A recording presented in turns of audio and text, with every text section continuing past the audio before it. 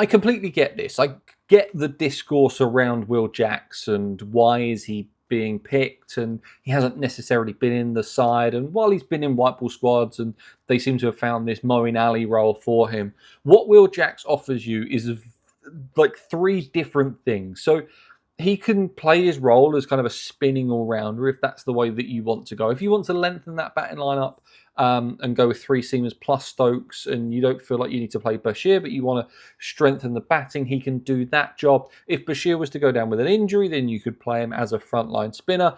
I don't think he's necessarily good enough to be a frontline spinner in a marquee series like the Ashes, but he's probably closer than what Root and Bethel are to a frontline spinner.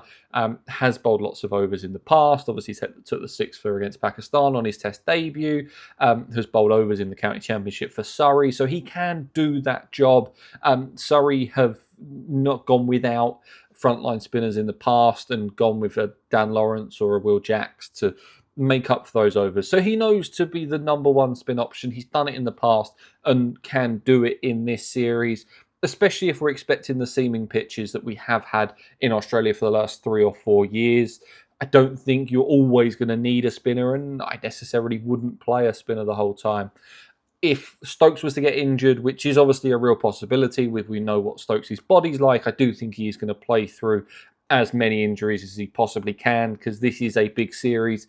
If it means that he wins the Ashes and his career is over, I think he will take that. There is no rest for him to rest for future series. I think this is make or break in Ben Stokes' eyes. And also, if there is a couple of, obviously the Bethel Pope argument, if Bethel is chosen to be in that first 11, then Pope will be the spare batter and vice versa. If you do have two batters that then go down, Will Jacks can fulfill that role as a specialist batter, because I think he is good enough. I mean, it's an average of 35 at first-class cricket, but we've seen him do it in other formats and has grown as a batter. He scored a ton for Surrey this year on the flattest pitch we might have ever seen when they scored 820.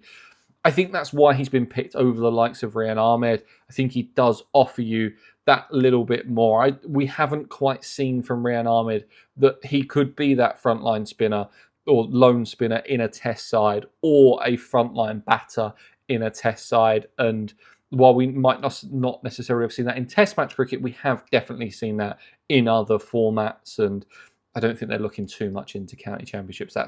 That's my reasoning why they've gone with Will Jacks over Rehan Ahmed. I love Rehan Ahmed, and I think he's going to be a mainstay of this England setup for a long time.